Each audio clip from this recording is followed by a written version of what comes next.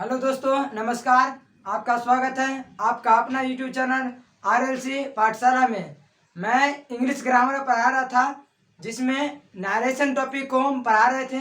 और narration topic में आज होगा इंट्रोगेटिव सेंटेंस, यानी कि हम लोग अफर्मेटिव और नेगेटिव इन दोनों प्रकार के डायरेक्ट स्पीच से इनडायरेक्ट स्पीच में किस प्रकार बदलेंगे वह नियम सब सीख लिए थे। आज पढ़ेंगे इंट्रोगेटिव सेंटेंस, यानी कि इंट्रोगेटिव सेंटेंस को डायरेक्ट स्पीच से इनडायरेक्ट स्पीच में किस प्रकार बदलेंगे। तो सबसे पहले बता देते हैं, इंट्रोगेटिव सेंटेंस दो तरह के होता है। There are two types. पहला में शुरू में होता है हेल्पिंग वर्ब और दूसरा में WH वर्ड पहले होता है। यानी कि इंट्रोगेटिव सेंटेंस दो प्रकार के हुआ, जिसमें पहला होता है शुरू में हेल्पिंग वर्ब लगा हुआ रहेगा। जैसे हेल्पिंग वर्ब के अंतर्गत is, am, are, was, were, has, have, had, did इस प्रकार के वर्ड आते हैं। और WH वर्ड में आता है व्हाट, वाई, वेन, हाउ। किस प्रकार के वर्ड WH वर्ड के अंतर्गत आता है। तो इंट्रोगेटिव सेंटेंस दो प्रकार के हुआ।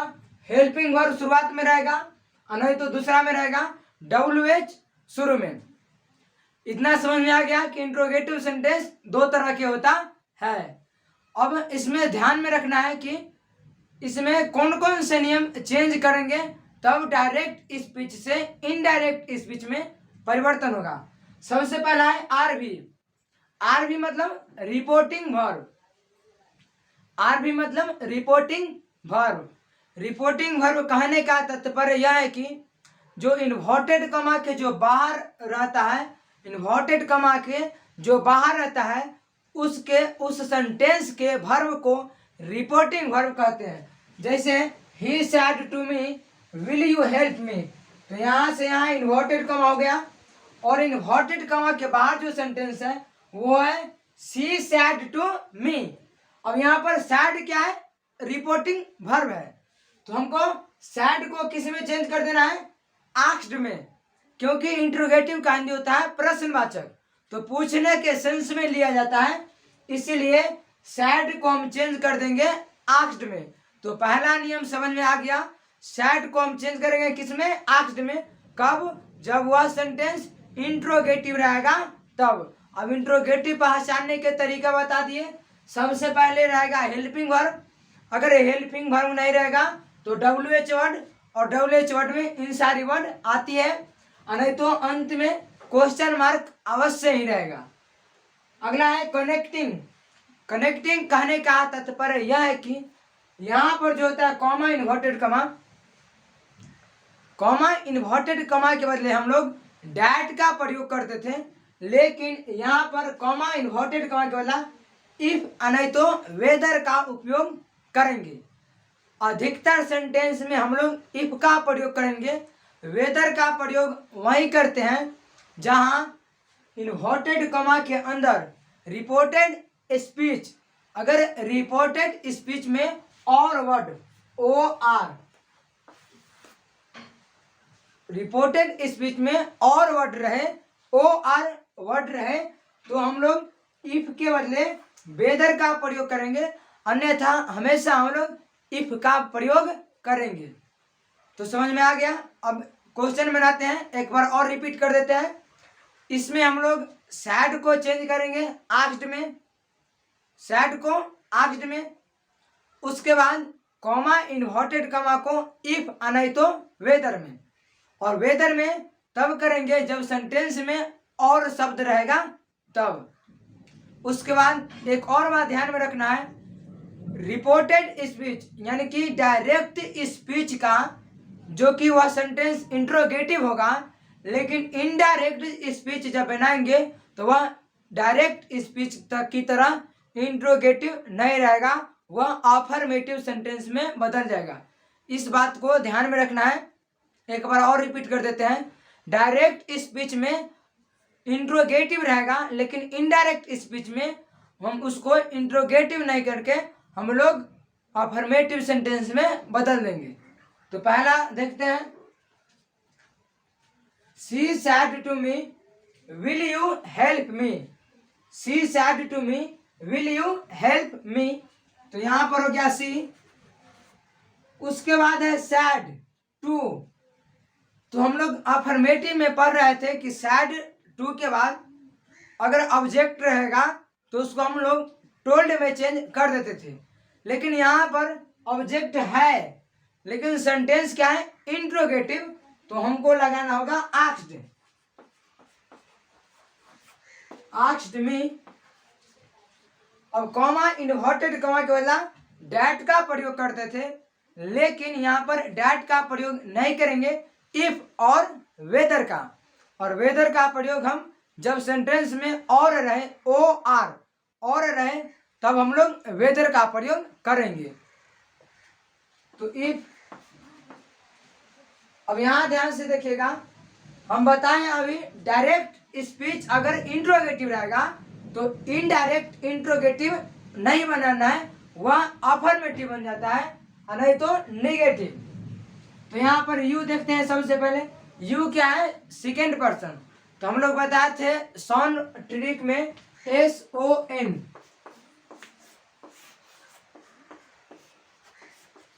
फर्स्ट पर्सन सब्जेक्ट के अनुसार, सेकेंड पर्सन थर्ड ऑब्जेक्ट के अनुसार, और थर्ड पर्सन में नो चेंज। यानी कि सेकेंड पर्सन हमेशा ऑब्जेक्ट के अनुसार बदलता है। तो यहाँ पर यू क्या है, सेकेंड पर्सन, और ऑब्जेक्ट क्या है, मी। तो यहाँ पर हो गया आई। उसके बाद है विल। हम लोग बताए थे कैन का कुड हो जाता है, मे का माइट हो जाता है, शैल का शुड हो जाता है, विल का वुड हो जाता है। तो यहाँ पर हो जाएगा वुड। हेल्प। अब फिर से यहाँ ध्यान रखिए, यहाँ पर मी है जो कि फर्स्ट पर्सन के अंतर्गत आता है। अब जब फर्स्ट पर्सन रहता है तो वह सब्जेक्ट के अनुसार चेंज होता है, और सब्जेक्ट क्या है, सी। लेकिन यहाँ मी एज अ ऑब्जेक्ट के रूप में, इसलिए सी नहीं, सी का होता है हर, तो हर लिखेंगे। अब यहाँ पर क्वेश्चन मार्क नहीं लिखेंगे, क्योंकि यहाँ पर आई वुड पहले रहता तब क्वेश्चन मार्क लगाते। तो उम्मीद करते हैं समझ में आ गया होगा। एक और प्रश्न है, I said to them are you studying English grammar. तो सबसे पहले लिखेंगे आई आस्क्ड देम। अब यहां पर फिर से देखिए सेंटेंस में और शब्द नहीं है, तो हम लोग लगाएंगे इफ। उसके बाद यू फिर से एज अ सेकेंड पर्सन है, तो वह सब ऑब्जेक्ट के अनुसार चेंज होगा। तो यहाँ पर ऑब्जेक्ट क्या है, दे। तो हो जाएगा दे में, लेकिन हो जाएगा सब्जेक्ट में दे। अब आर है, तो बताए थे जब इजे मार रहता है तो उसको वॉज वर में बदल देते हैं। तो यहाँ पर होगा वर स्टडिंग इंग्लिश ग्रामर। तो सेंटेंस बना I asked them if they were studying English grammar. देखते हैं अगला प्रश्न। अगला प्रश्न है, he said to us have you read the chapter. और सबसे पहले पहचानेंगे इंट्रोगेटिव सेंटेंस। तो यहाँ पर हेल्पिंग वर्ब शुरू में है, तो यह इंट्रोगेटिव सेंटेंस के अंतर्गत है, और नहीं तो अंत में क्वेश्चन मार्क है। तो बनेगा ही आस्क्ड अस इफ। अब यहाँ पर फिर से यू कौन पर्सन है, सेकेंड पर्सन। तो सेकेंड पर्सन ऑब्जेक्ट के अनुसार चेंज होता है, तो ऑब्जेक्ट क्या है, अस। तो यहाँ पर लेकिन ध्यान से देखिए, यू है सेकेंड पर्सन और ऑब्जेक्ट क्या है, अस। अब यहाँ पर अस नहीं लिखेंगे, क्योंकि यू यहाँ पर एज अ सब्जेक्ट के रूप में काम कर रहा है, इसीलिए अस को हम लोग सब्जेक्ट के रूप में लिखेंगे, जो कि होता है वी। तो वी। उसके बाद है हैव। तो हम बताए थे जब हैज या हैव रहता है तो वह हैड में बदल जाता है, HAD, हैड में वह बदल जाता है। तो हो गया हैड, रीड द चैप्टर।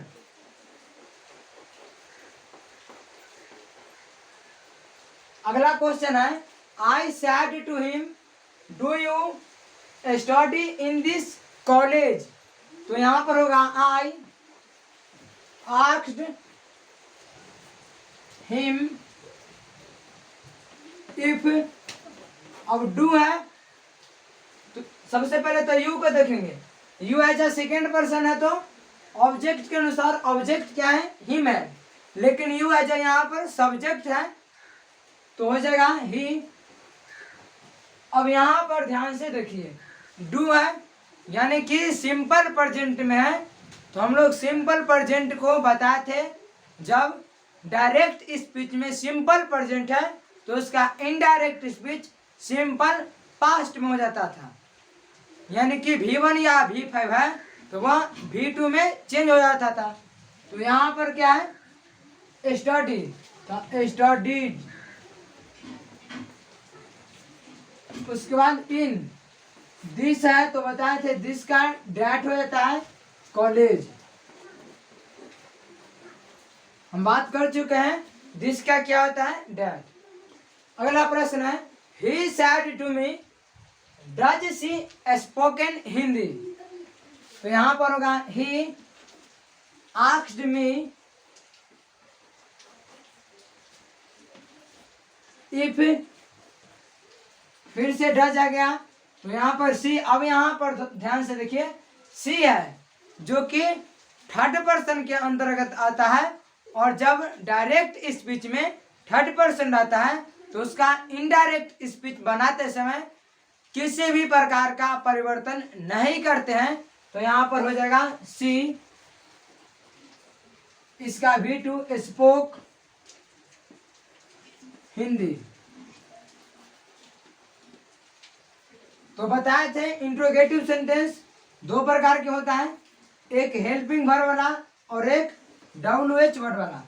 तो अभी हम सीख गए हेल्पिंग वर्ब वाला, अभी सीखते हैं WH वर्ड वाला को डायरेक्ट स्पीच से इनडायरेक्ट स्पीच किस प्रकार बदलेंगे। तो देखिए WH वर्ड, अब WH वर्ड में किस प्रकार से हम डायरेक्ट स्पीच से इनडायरेक्ट स्पीच में चेंज करेंगे। तो सबसे पहले एक बार और बता देते हैं WH वर्ड में कौन कौन सा वर्ड आता है। पहला आता है हाउ, फिर दूसरा आता है वाई, फिर तीसरा आता है व्हाट, चौथा आता है वेयर, और पंचमा आता है whom, छठा आता है whose। इस प्रकार के वर्ड WH वर्ड के अंतर्गत आता है, how, why, what, where, whom, whose। इस प्रकार के वर्ड WH वर्ड के अंतर्गत आता है। एक और होता है वेन। अब इसमें कौन कौन सा परिवर्तन करना है ध्यान से सुनिएगा। आर भी आस्क्ड लगाना है, यानी कि जो हम हेल्पिंग वर्ब वाला सीखे थे वही नियम यहाँ लगाना है आस्क्ड। लेकिन हेल्पिंग वर्ब में हम लोग सीखे थे comma, inverted comma, connecting word के बदले हम लोग वहां पर इफ और वेदर का प्रयोग करते थे, लेकिन WH वर्ड में हमको न डैट का प्रयोग करना है, न इफ का और न ही वेदर का। हम लोग केवल उपयोग करेंगे WH वर्ड कनेक्टिंग के तौर पर भी, यानी कि कॉमा, इन्वर्टेड कॉमा के बदला भी हम लोग WH वर्ड का इस्तेमाल करेंगे। और WH वर्ड सेंटेंस में जोन इन वर्ड में से जोन भी वर्ड सेंटेंस में प्रयोग होगा, वही वर्ड आपको WHQ में यहाँ पर कनेक्टिंग के रूप में लगाना है। जैसे कि देखिए आप ध्यान से, जैसे I said to him when will you return my book. अब यहां पर आई हो गया, आस्क्ड हो गया, हिम हो गया, और कॉमा इन्वर्टेड कॉमा के बदले यहां पर हम इफ और वेदर और डैट, इन तीनों में से हम किसी एक का प्रयोग भी नहीं करना है। यहां पर जो भी रहेगा इंट्रोगेटिव वर्ड WH में से उसी वर्ड को कॉमा इन्वर्टेड कॉमा के बदले लगा देना है। यहां पर वेन है तो वेन हो गया। अब सबसे पहले देखना है यू, जो कि सेकेंड पर्सन है तो वह सब्जेक्ट के ऑब्जेक्ट के अनुसार चेंज होगा। तो ऑब्जेक्ट क्या है, हिम, तो यहां पर हो गया ही। उसके बाद विल का होता है वुड, रिटर्न, फिर से यहां देखिए माई है, और माई क्या है, फर्स्ट पर्सन, जो कि सब्जेक्ट के अनुसार चेंज होगा, और सब्जेक्ट क्या है, आई, तो आई का माई होता है, इसीलिए माई हो गया। बुक, तो इसमें केवल हमको सैड के बदले आस्क्ड का प्रयोग करना है, और कॉमा इन्वर्टेड कॉमा के बदले WH वर्ड का प्रयोग करना है, और जो भी सेंटेंस में WH वर्ड रहेगा उसी को प्रयोग में लेना है। जैसे और एग्जांपल देखते हैं, he said to them how did the solve this questions, तो यहां पर होगा सी आस्क्ड देम। अब यहां पर क्या है, हाउ, तो हमको लिख देना है हाउ। अब यू है सेकेंड पर्सन, तो सब्जेक्ट के ऑब्जेक्ट के अनुसार, और ऑब्जेक्ट क्या है, दे, तो यहां पर दे में, तो यहां पर दे हो जाएगा, और डिड का चेंज होता है हैड में, सॉल्व दिस चेंज होता है डैट में, क्वेश्चंस।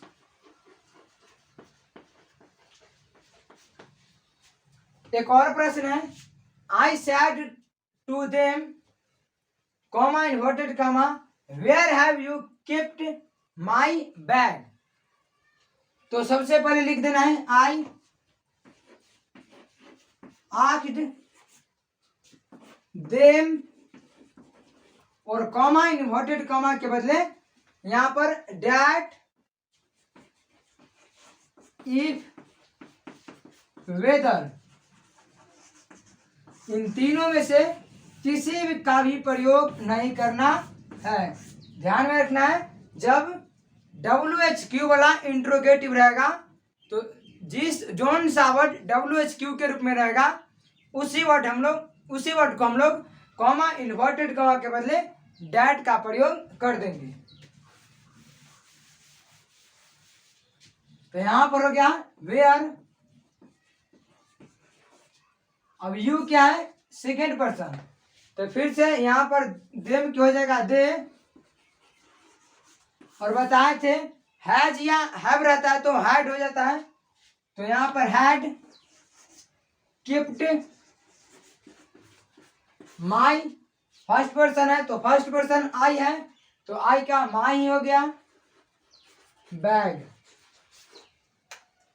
उम्मीद करते हैं इंट्रोगेटिव सेंटेंस को का डायरेक्ट स्पीच से इनडायरेक्ट स्पीच समझ में आ गया होगा। इस चैप्टर का लास्ट टॉपिक रहेगा जो कि अगले वीडियो में होगा, वह रहेगा लेट वाला, प्लीज वाला, काइंडली वाला, V1 वाला। मोटा मोटी तौर पर कहे तो इंपरेटिव सेंटेंस वाला हम लोग पढ़ेंगे अगले वीडियो में, जो कि डायरेक्ट स्पीच से इनडायरेक्ट स्पीच में इंपरेटिव सेंटेंस को किस प्रकार से करते हैं, और उसके बाद यह चैप्टर समाप्त हो जाएगा। उम्मीद करते हैं आज का टॉपिक समझ में आया होगा और बहुत ही इम्पोर्टेंट है। मिलते हैं अगले वीडियो में। जय हिंद।